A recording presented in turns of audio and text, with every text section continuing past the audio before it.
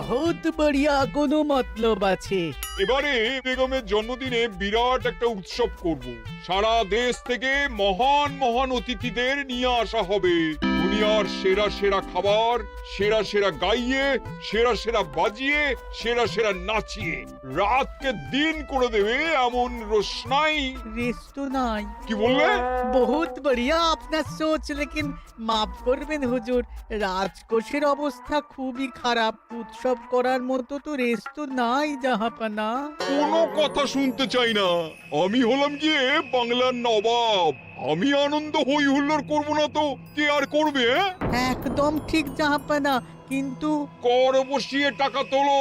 সব কিছুতেই কর বসানো আছে জাহাপানা। হাসি কান্না ছাড়া আর কোনো কিছুতেই কর বসানো যে বাকি নেই। তার ওপরেই কর বসাও।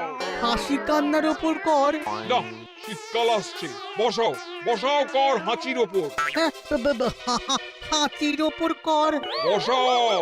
ওরকম মুখ করে আছো কেন? যদি না পারো তো বলে দাও, আমি অন্য উজির নিয়োগ করব। আমি আজই ঘোষণা করে দিচ্ছি, এবার থেকে হাতির ওপর কর দিতে হবে। হ্যাঁ, তো জানাব, এতে প্রজারা যদি ক্ষুব্ধ হয়? আরে বাবা, প্রজাদের কাজই তো মাঝে মাঝে ক্ষুব্ধ হওয়া। তা ঠিক হুজুর। আমাকে কদর করে এমন কিছু সন্ডা আছে, তাদেরকে কাজে লাগাতে হবে। বহুত খুব জাহাপানা। তাহলে হাঁচি গোনার লোকের ব্যবস্থা করে নি। ওই সন্ডারাই হাঁচি গুনবে। ওদের স্বেচ্ছাসেবক হিসেবে নিয়োগ করো। বহুত খুব জাহাপানা। সব জায়গায় লোক পাঠাতে শুরু করো। তবে কৃষ্ণনগরে বেছে বেছে লোক পাঠাবে। আর মনে রেখো, ওখানে গোপাল আছে।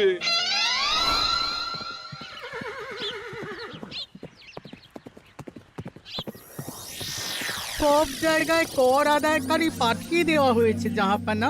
আপনার কথা মতো তাদের বলে দেওয়া হয়েছে যে আদায় হওয়া করের 10% তাদের বেতন হিসেবে দেওয়া হবে। সুতরাং কর আদায়ে কোনো ঢিলেমি হবে না। বহুত আচ্ছা, বহুত আচ্ছা।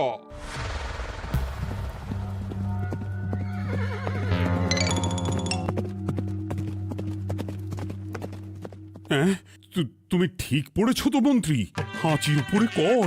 বলেন তো, আর একবার পড়ছি মহারাজ। আসলে এটা নবাবই মশকরা।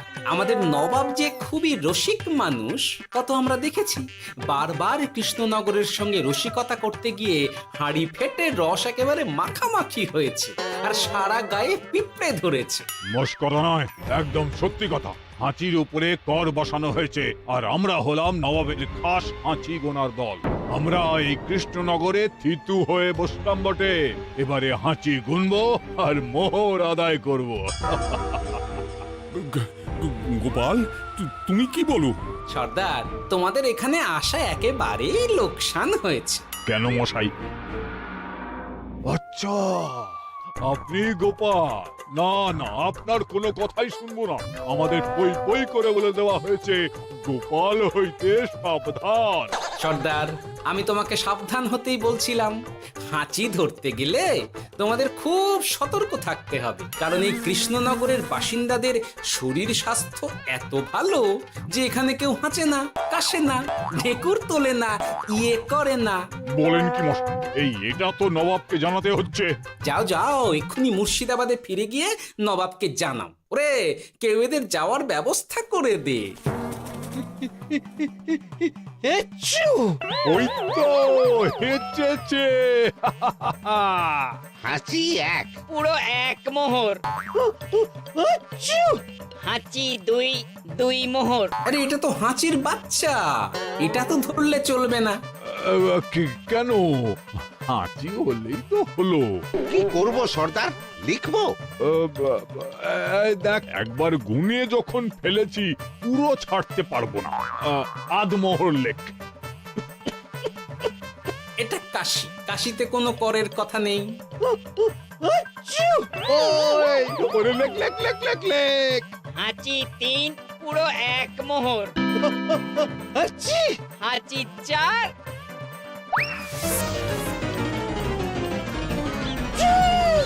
হাঁচি পাঁচ। লেখো। হাঁচি ছয়,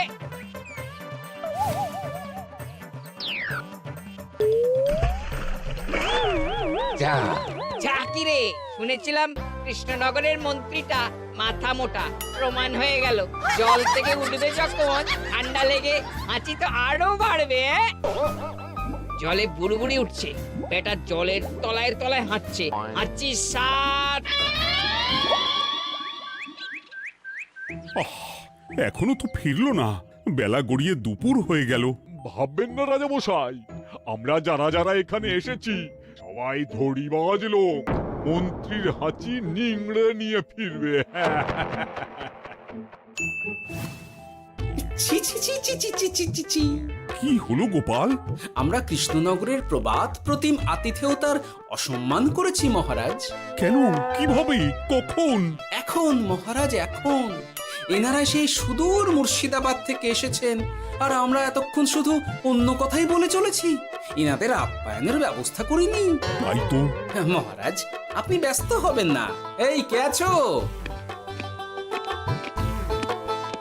শোনো, এদের রাজ অতিথিশালাতে থাকার বিশেষ ব্যবস্থা করো। এদের খাবার যাবে মহারাজের পাকশাল থেকে। এদের সব সুবিধে অসুবিধে দেখার জন্য দাস দাসী নিযুক্ত থাকবে। চলো হে চলো। আরে দাঁড়াও সর্দার, হ্যাঁ বলুন। তোমাদের তো আবার গোপালের কথা শোনা বারণ। আমার ব্যবস্থায় বোধহয় তোমরা থাকবে না। বাদ দিন তো, আসলে ভয় ছিল আপনার বুদ্ধিকে, আর ভয় নেই। কেমন আগু পিছু বিচার না করেই বলে ফেললেন এখানে কেউ হাঁচে না। বুঝে গেছি, আসলে গোপাল হলো গল্প। চলো হে চলো, ও বড্ড খিদে পেয়েছে। প্রহরী, এই সর্দারের দলের বাকি লোকগুলো এলে এদেরকেও অতিথিশালায় নিয়ে যেও। হ্যাঁ, আচ্ছা। এ কি গোপাল, এই রক্তচোষাগুলোর জন্য তুমি রাজনিবাস আর রাজভোগের ব্যবস্থা করে দিলে?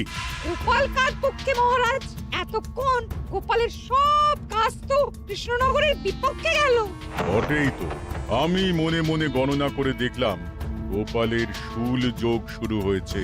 আগামী 1 যুগ ধরে গোপাল যেখানে থাকবে সেখানে রাহুর প্রকোপে দুঃখ দারিদ্র মহামারী একসঙ্গে এসে ধরা পড়বে।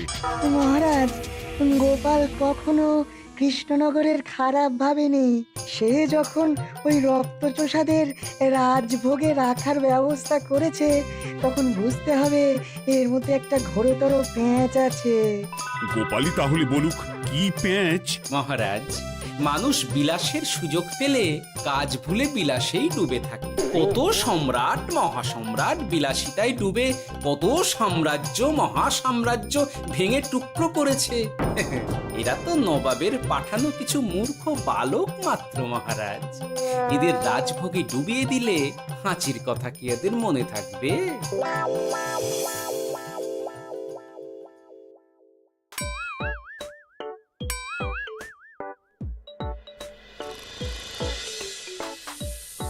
কি ব্যবস্থাপনা সব ঠিক আছে তো? হ্যাঁ হ্যাঁ, খাসা ব্যবস্থা হয়েছে। আপনারা আমাদের অতিথি বলে কথা, আরাম করুন।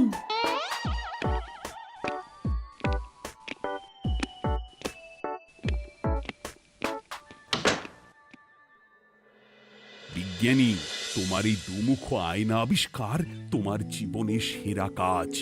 একদিক দিয়ে আয়না, অন্য দিক দিয়ে কাঁচ। কেউ জানতেই পারবে না যে তার উপর নজর রাখা হচ্ছে।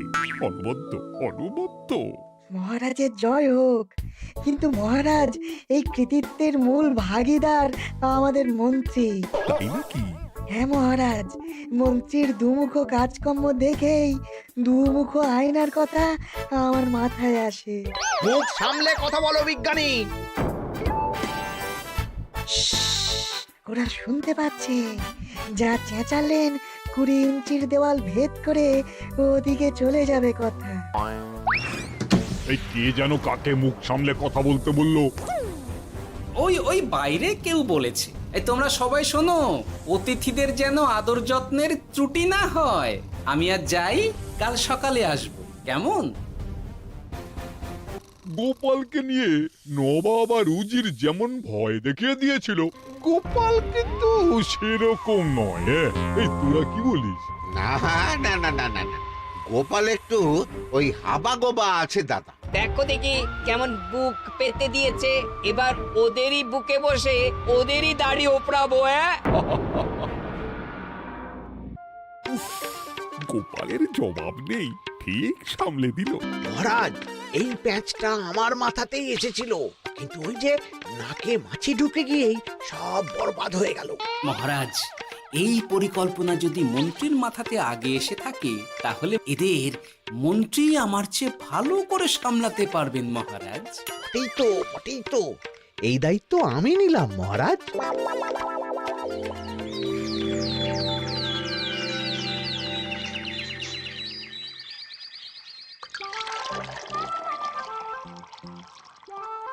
আহা, সকালে ঘুম থেকে উঠে এই রকম বেলের পানা যেন স্বর্গের অমৃত।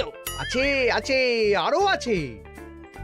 পানীয়, খাদ্য, আরাম, আয়েস, যত চাও তত পাবে।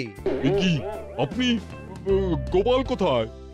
মহারাজ বিবেচনা করে দেখেছেন যে মহামান্য অতিথিদের পরিচর্যার ভার গোপালের মতো একজন ভাঁড়ের পক্ষে বহন করা সম্ভব নয়, তাই এই দায়িত্ব আমাকে দেওয়া হয়েছে। কিন্তু কোনো কিন্তু নেই সর্দার, আমি যে খানা পিনা নাচা গানা আমোদ আহ্লাদের ব্যবস্থা করেছি দেখে তুমি চমকে যাবে।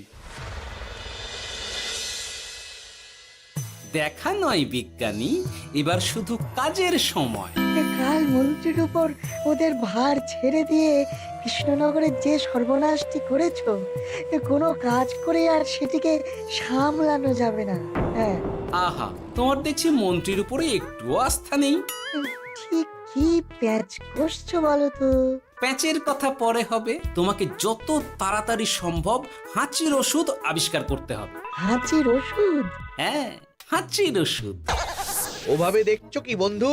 তোমাদের কাজের সব দায়িত্ব এখন আমার কাঁধে। তোমরা আমোদ করবে আর আমি কর আদায় করে তোমার হাতে এনে তুলে দেব। সর্দার, এর মধ্যে একটা চাল আছে মনে হচ্ছে। কি আর আমি বুঝিনি। এখন কি করবে? বিশ্বাস করে আদায় উসুলের ভার এর উপরে ছেড়ে দেবে? পাগল নাকি? মন্ত্রী মশাই, বলো বন্ধু।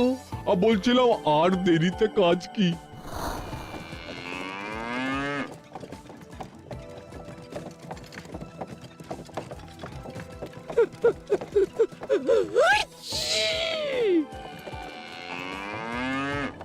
মন্ত্রী, লেখো হাঁচি এক। ওহে, তোমার নাম কি? মন্ত্রেশ্বর হুজুরি আগে।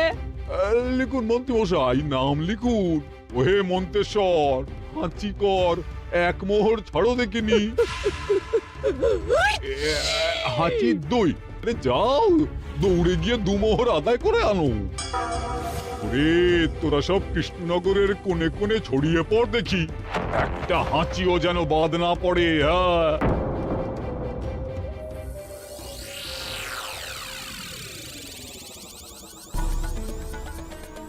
এটা হুজুরে আলাক বর্ধমান, খাম্বাত এবং কৃষ্ণনগর থেকে। চমৎকার চমৎকার। তাহলে গোপাল কিছু করতে পারেনি, আমাদের যুব শক্তি কৃষ্ণনগরকে পুরো নিংড়ে নিয়ে আসছে। মহারাজ কৃষ্ণচন্দ্রের একটা আবেদন আছে জানাব।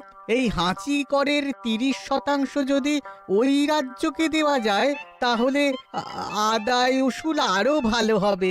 ওরা বলেছে যে আপনি যদি 30% দেন তাহলে কর আদায় একেবারে জান লড়িয়ে দেবে। মঞ্জুর মঞ্জুর। আর একটা আর্জি আছে হুজুর, কৃষ্ণচন্দ্র কদিন বাদে নবাবকে কৃষ্ণনগরে আমন্ত্রণ জানিয়েছে। কেন? কৃষ্ণনগরের নবাব এবং তার উন্নয়ন উপলক্ষে এক মহোৎসব হবে। সেই সঙ্গে শহরে থাকা ইংরেজদের কাছেও নবাবের সৈন্য বলের এবং নবাব ও কৃষ্ণনগরের মধ্যে পারস্পরিক ভ্রাতৃত্বের সম্পর্কের বার্তাও পৌঁছে দেয়া যাবে। নবাবের অধীনস্থ রাজারা নবাবের শত্রু, এই রকম একটা ধারণা থেকে ইংরেজরা ইদানিং বেপরোয়া হয়ে উঠেছে, তাতে লাগাম উঠবে। বহুত খুব, মঞ্জুর মঞ্জুর মঞ্জুর।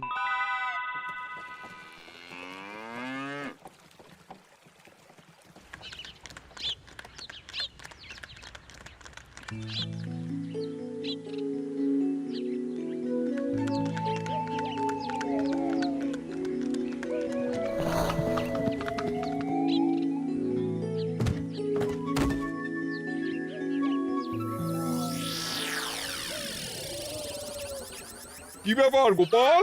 জাহাপনা বলুন কি খিদমত করব? আমি যা বলবো তাই করবে। অবশ্যই জাহাপনা। কি আবার উজির, তুমি সাক্ষী, মহারাজ কৃষ্ণচন্দ্র আপনিও সাক্ষী। গোপাল আমাকে কথা দিয়েছে আমি যা চাইবো তাই করবে। গোপাল, তুমি আমার সঙ্গে মুর্শিদাবাদ যাবে। এখন থেকে আমার দরবারের বিদূষক হিসেবে থাকবে, কেমন? ওরে ওরে ওরে ওরে ওরে তোরা বাজনা বাজা। এখন থেকে গোপাল আর কৃষ্ণনগরের নয়, গোপাল মুর্শিদাবাদের। চলছে বাজা।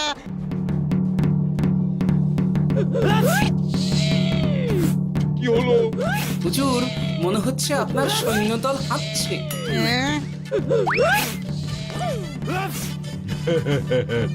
হুজুর, হাঁচিগড়ের বন্যা সব সৈন্য 10-12টা করে হেঁচে ফেলেছে। মানে প্রচুর মোহর হয়ে গেছে আর বাড়ছে বাড়ছে। আমার হাঁচি গোনার দল একটা হাঁচিও বাদ দেবে না। মোহর রাখার জন্য নতুন পোশাকখানা বানাতে হবে হুজুর। সর্দার, আমাদের হাঁচিগুলো কি খুলবো? হ্যাঁ, নিশ্চয়, একটা হাঁচিও যেন বাদ না পড়ে। চলুন হুজুর, আমরা এখানে দাঁড়িয়ে থেকে আর কি করব? ওরা হাঁচুক আর হাঁচি গুনুক। চলুন নবাব বাহাদুর, আপনার জন্য কৃষ্ণনগরের রাজাতীর্থ অপেক্ষা করছে। হুজুর, আমার মনে হয় আমাদের কৃষ্ণনগরে এখন আর দেরি করা উচিত হবে না। আমরা সোজা শহরের দিকে রওনা হয়ে যাই। শহরের ইংরেজদের শিক্ষা দিয়ে ফেরার পথে আমরা কৃষ্ণনগরের আতিথ্য গ্রহণ করব। সে কি? মহারাজ, নবাবের মতো কর্তব্যপরায়ণ ইনসানকে তার কর্তব্য পালনে বাধা দেবেন না। আমরা ওনার শহর থেকে ফেরার অপেক্ষায় থাকব। ঠিক ঠিক, আমার এক্ষুনি শহরে যাওয়ার দরকার। ইংরেজরা সব নিয়ম কানুন ভেঙে চুরে যা ইচ্ছে তাই করতে আরম্ভ করেছে। উচিত সৈন্যদের ডাক দাও, চলো রওনা হই।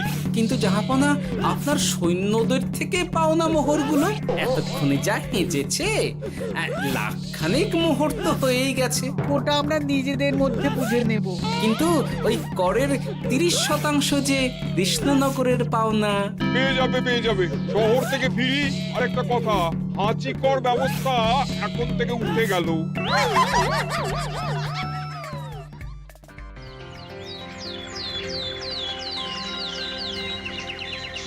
মহারাজ, কিভাবে গোপাল ভাঁড় মহাশয় নবাবের উন্মাদের মতো জারি করা ওই হাঁচিকর থেকে আমাদের সকলকে রক্ষা করেছেন তা আমরা সকলেই জানি।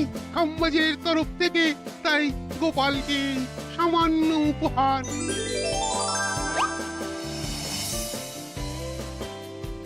ওহ গোপাল, সত্যি তোমার জবাব নেই। কিছুই হতো না যদি না বিজ্ঞানী ওই হাঁচি চূর্ণ আবিষ্কার করত। এই উপহারের অর্ধেক কিন্তু বিজ্ঞানী। সবই তো বুঝলাম, নবাবকে সৈন্য সহ নিমন্ত্রণ থেকে সৈন্যদলকে হাঁচি চূর্ণ মাখানো চাঁদোয়ার তলায় ঢোকানো পর্যন্ত। কিন্তু চাঁদোয়া থেকে হাঁচি চূর্ণ ঝরে পড়লো কি করে, সেটাই তো বুঝলাম না। এটা তুমি বলো বিজ্ঞানী। শব্দে বাতাসে কম্পন তৈরি হয়। গোপালের হাততালিতে আমার ঘরের শাড়ি থেকে হাঁচির জন্য ঝরে পড়েছিল।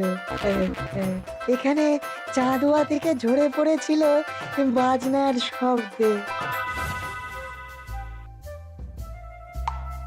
কি ব্যাপার বিজ্ঞানী, তুমি এখন ছেলে খেলা করছো? হাঁচির ওষুধ হয়ে গেছে। হয়ে গেছে? মূল উপাদান তামাক, গোলমরিচ আর আলকুশির গুঁড়ো। কাজ হবে? হাততালি দাও। কাজ হলো। ব্যাপারটা কি হলো? ওই শাড়িটাতে হাঁচি চূর্ণ মাখানো আছে। তোমার হাততালির শব্দের কম্পনে ঝরে ঝরে পড়েছে। একবার নাকের কাছে এলে পিঁপড়ের থেকে পিশাচ হাঁচতেই হবে। হাঁচতেই হবে। নবাব যদি বাজনা বাজাতে না বলতো। আমাদের বাজনদাররা তৈরি ছিল মহারাজ। যাক, সবই ভালোই মিটে গেল। যার শেষ ভালো তার সব ভালো। ব্যাস, এখন শুধু একটাই কাজ বাকি। নবাবের কাছ থেকে করে 30% বাবদ পাওনা মোহর মুর্শিদাবাদে গিয়ে নবাবের কাছ থেকে তুমি নিয়ে আসবে। আচ্ছা মহারাজ।